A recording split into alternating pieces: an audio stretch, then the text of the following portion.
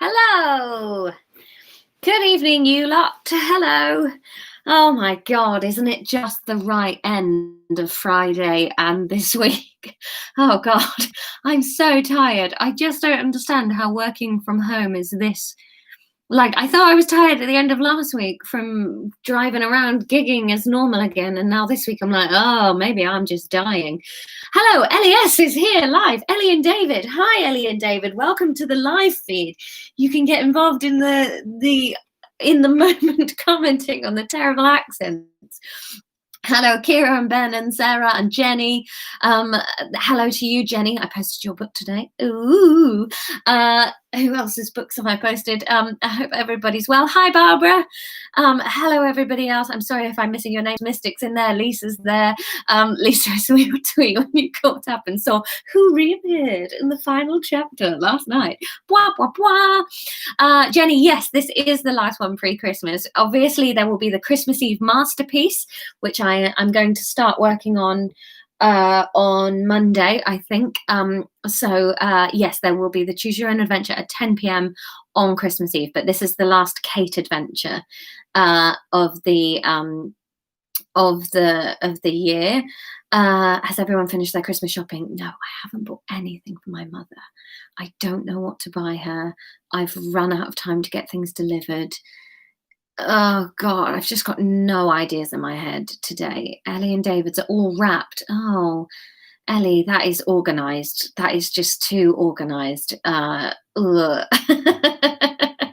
only giving out one present, and that's a copy of Laura's book, and it's in the postal system somewhere. Oh no, when did I post yours? Quite early, wasn't it? But it's going to Canada, so it does say 2 to 12 weeks, and everything is quite delayed.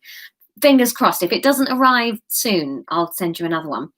Hello everybody else that is chatting. Right, now I'm caught up. A skipload of Dime Dairy Milk. Oh my God, yes, I love Dime Dairy Milk. Dime Dairy Milk is just the best, isn't it? I've actually got some mulled wine this evening. I've just been doing a corporate Christmas party on Zoom with the noise next door from my living room. So we just turned my living room into a gig for the evening. I've seen Sam Pacelli from the noise next door dancing in his underpants. So that's happened today. Christmas Eve thing is going to be fun. Yeah, I hope so. I'm excited to start looking into it. I'm sort of trying to plan in my head how it's all going to work, but I think it's going to be fine. Kira's book got to Australia in 2 weeks. That's all right. Dave, hello, Dave. I don't know if you saw my Asana tasks this week. Oh God, I'd forgotten that Asana even existed, my love.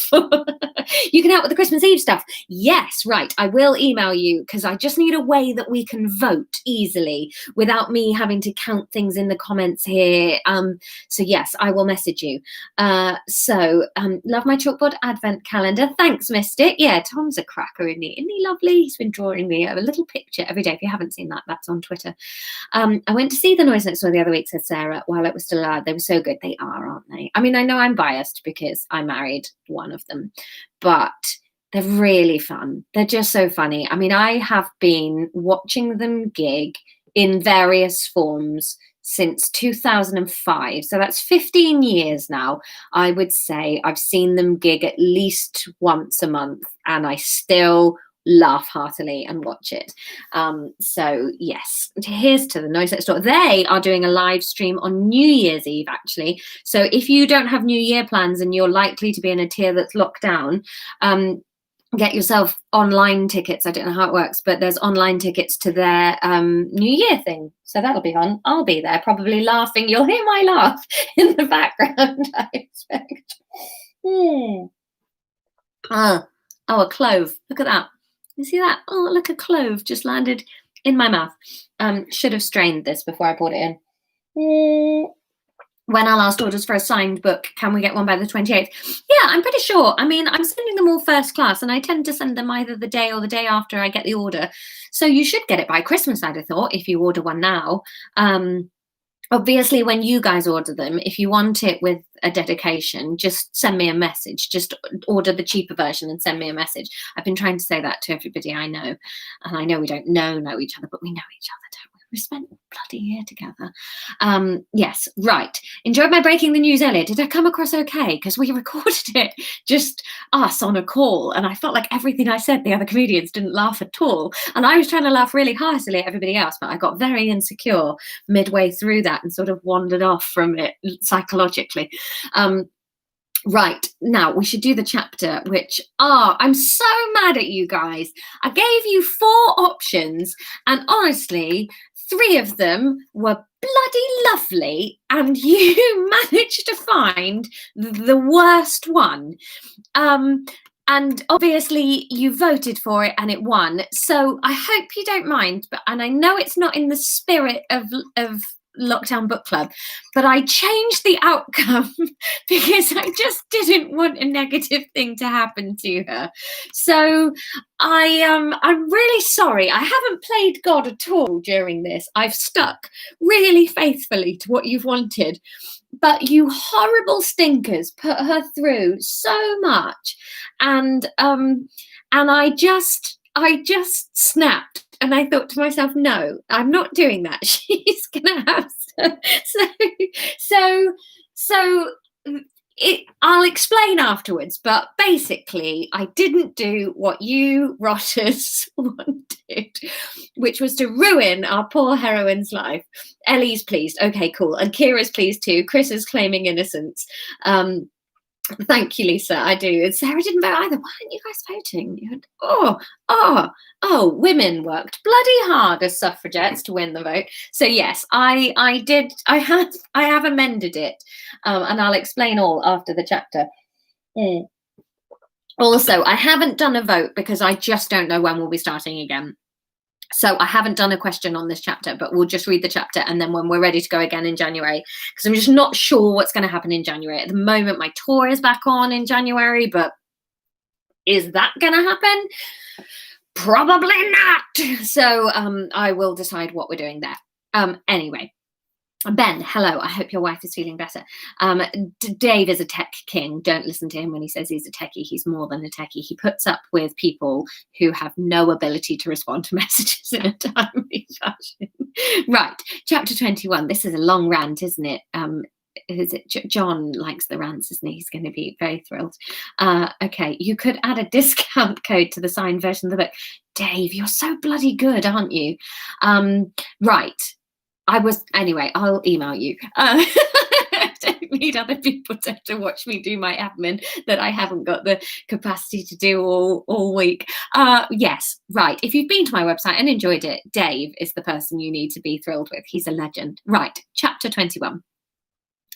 Kate pulled on the apron and stood looking at the stainless steel of the kitchen. By the way, I've pictured all of this in the kitchen of a pub called the Victory Inn in Allaford in Somerset. So if you're ever in the area, go there. It was my first proper job when I was 15. I think I started as a waitress there, and this is where I picture all of this taking place. Kate pulled on the apron and stood looking at the stainless steel of the kitchen. She felt overwhelmed, but tried to just breathe through the rising panic in her chest. It was a trial shift. The point was to find out if she could do it or not. She wasn't supposed to already be a perfect chef. Anya, the head chef, seemed very kind, although Kate could feel a steely edge underneath her friendly exterior that she felt probably made her quite intimidating to screw up in front of. She prayed she wouldn't get anything wrong.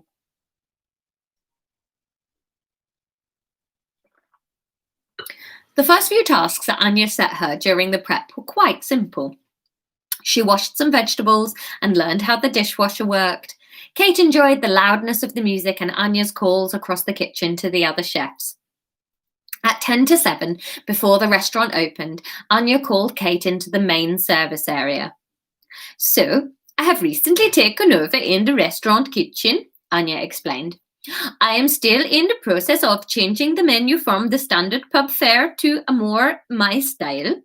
I don't want to do it all at once and lose our main customer base overnight. What's Kate Welsh? I'm from Wales. Gradual change, that makes sense, Kate nodded. So, perhaps I could put you in charge of a couple of the simple starters from the old menu and see how you get on. I think I'm getting better at this accent because Tom is playing a game called Assassin's Creed Valhalla, and everybody is Nordic, and I've been listening in and trying to steal the accent. So if you don't like my Swedish accent, it is based on the very realistic Nordic in Assassin's Creed Valhalla. So perhaps I could put you in charge of a couple of the menu simple starters from the old menu and see how you get on. Kate blinked, her mouth going instantly dry. She felt a sudden longing for the hot electrical smell of the computer rooms at the university. Do you remember that? Like, some of you are too young for this, but when you were at school and there was like a computer room and it just smelt like hot wires. Oh, so good. Oh, thanks, Dave. It is a nice corner of the internet, isn't it? We just come here to be happy and nice. None of that sass here. Where am I up to? The familiarity and the lack of risks with having a job you didn't care about. Anya seemed to read the panicked expression on Kate's face. Now, look, don't freak out. If too many orders come in, I have plenty of hands who can take over. We'll just see how you get on. Shut up, Chris. We'll just see how you get on, and I'm more than happy to have you wash up all night if that's what's needed. Kate nodded again and let Anya show her how to toast small pieces of bread for the bruschetta. The tomato salsa mix was already done, and Kate practiced with the squeezy oil bottle, making, I didn't say bottom then, squeezy oil bottom. That's disgusting. The squeezy oil bottle. I'm a bit drunk.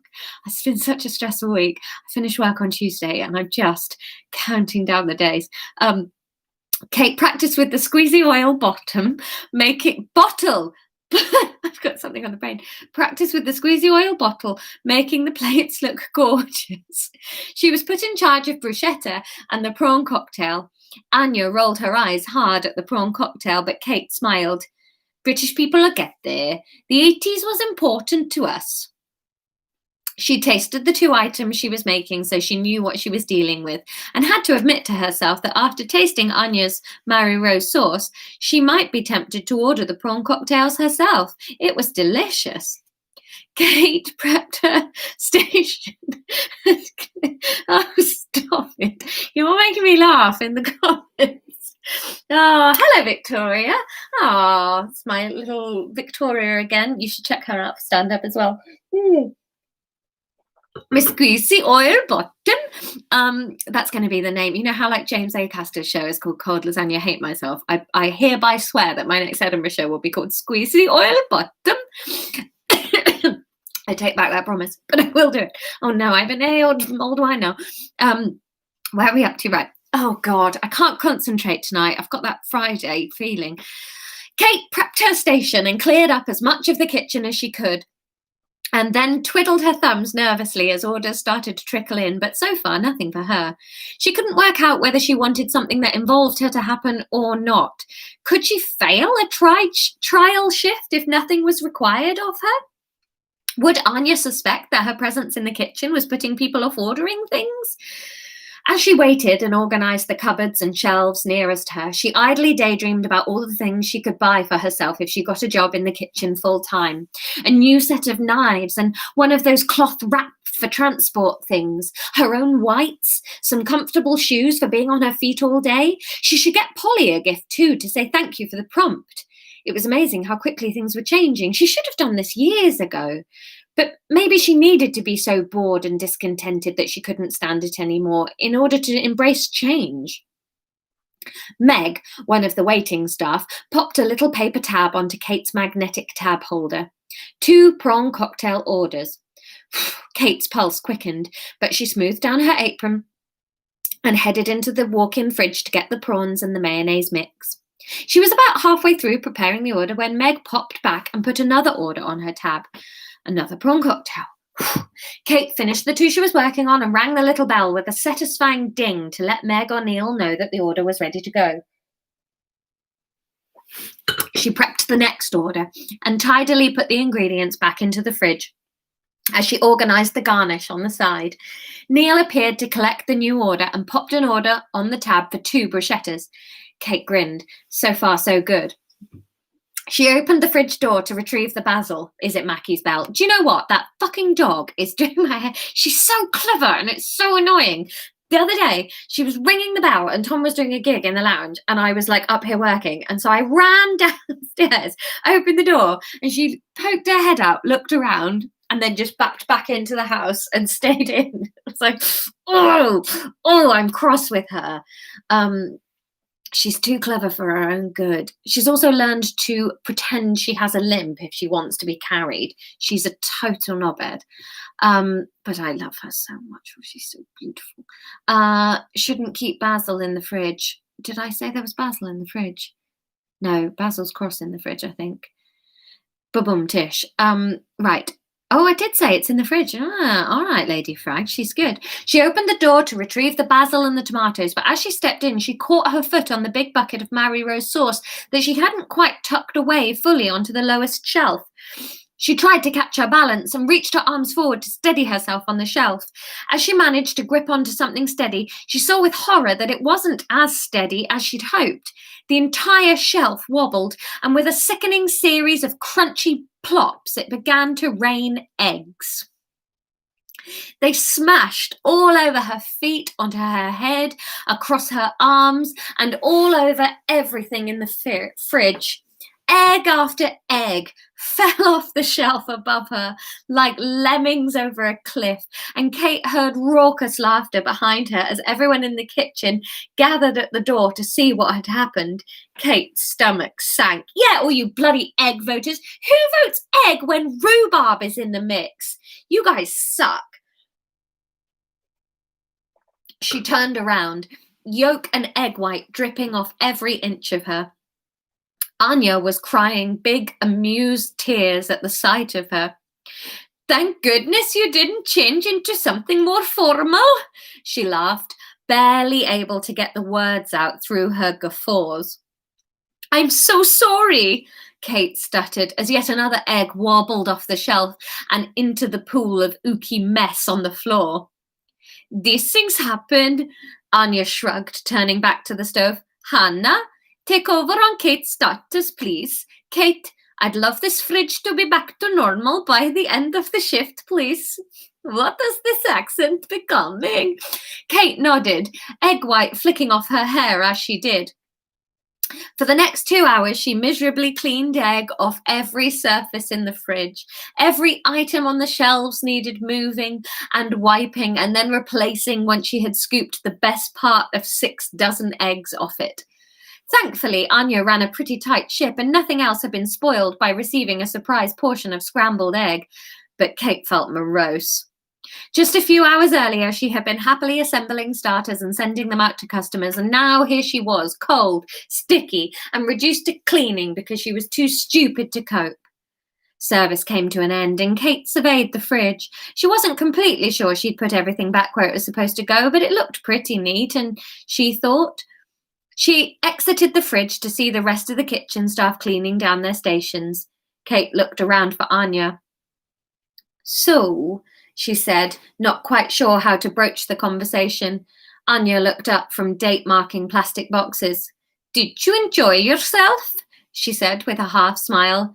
Some of it, Kate said, enjoying the feeling coming back into her hands now she was out of the fridge. Let's have a look at your work. Anya put the lid back on her marker and headed over to the walk-in fridge. She pulled the door open and inspected the shelves. Wow, I've never seen it tidier. Good work. I'm really sorry about the eggs. I'll pay for those, Kate said, suddenly realising she'd never actually asked whether she was getting paid for the trial shift. She might have spent 4 hours getting herself into minus money. Don't be daft. Everyone has accidents. I mean, if you do it again, I'll charge you. Free range aren't cheap, but you've done an excellent job in here and I think you're a hard worker. Not many people would have carried on their shift. I don't even know what this is anymore. Why did I give her such long sentences to say? Oh, shut up. I know it's not a Swede. Is she half Glaswegian? I hate you lot and I'm not coming back here again. You're too mean. I have no idea. Oh, my God. Oh dear. Talk amongst yourselves. I fucking give up with this fucking Swedish accent. I can't do it. It's because in Assassin's Creed Valhalla, they're always just bumming on about ravens and Gloucestershire. Ooh, we're going to stab the man of the Gloucester. Oh, this is my house. I know. Hurdy-gurdy. Thank you, Elias. Hurdy-gurdy. That's it. It's good to be able to do it. Okay, I can do it. Okay. Not many people would have gone. No, that's it's much worse. We're so close to the end. There's like 4 lines left. Just keep talking, Laura. Whatever comes out of your mouth, it's fine. Don't worry. I've said that before. It's not. That's usually whatever goes in my mouth. Oh, this is why I stopped doing these drunk, because if they just take 5 hours to read. Oh God, what a year. What a bloody year. Okay.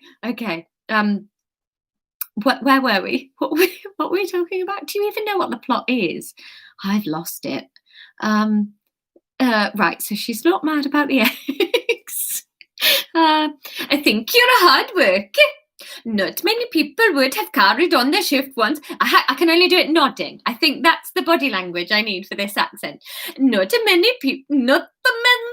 I don't know what that was. Right. Every now and again, I remember that this is happening in real life, and I want to die. Swedish. I'm from Sweden. I've actually got a Swedish friend who, if she ever watches these videos, will be very, very sad. Not many people would have carried on the shift once they were a walking omelette. If you want to come back, I'll be happy to have you. There we go. Kate couldn't believe her ears. I'd love to, she said, grinning. Great, said Anya. Is Friday night okay for you? If you can stay for drinks afterwards, my friend Emma and Fiona are coming down. And that's the end of the chapter. There is no more. That's all that's happening in 2020 in the world of Kate. So there we go. There's no vote, obviously, because I'm not quite sure where we're coming back. But if we can cling on until the next episode, I figure that's the end of book club part 2, 3. Oh my God, this is the 3rd one we've done, isn't it? This year has been like 4 years long. But in the next series, we'll just combine them all. Maybe the Tingians will show up. Who knows? We'll see what 2021 has to bring. So that's it from me for the time being. I will be here on Christmas Eve, though. If you're just looking for something that isn't Big Fat Quiz of the Year, if you'd like to see something on television over Christmas that contains a female comedian, this might be your only chance, because God knows the commissioners have not done it. But please join me on Christmas Eve and tell everybody you know and love that will be a really lovely, fun, silly place to be.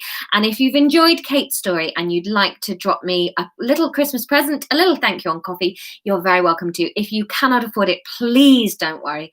I just don't want to put anybody in a situation where they feel ooky or guilty for consuming content where they can't contribute. It's absolutely fine. This is meant to be free. It's free for a reason. But if you have disposable income and you feel like it, I'll put my coffee in the link. But you are wonderful. Ben's not letting his family ruin this. I will track your family down, Ben, as vengeance for all the accents you've made me do. If the family can't come, just bring the rabbits. Okay, that's all I ask. So I will see you Christmas Eve. Have a lovely week. I've no doubt I'll see you on Twitter before then. One of you, I can't remember if it was Mystic or Art, somebody was tweeting Kirsty MacColl lyrics today, and all I did then was sing it in the shower. I just spent all afternoon singing oh God, I've even forgotten what it was now. What was it? Don't come the cowboy with me, Sonny Jim. I know lots of those and you're not one of them. Somebody tweeted that and I just spent all day singing it. So Merry Christmas, take care of yourselves, and I will see you on Christmas Eve. Take care. Bye.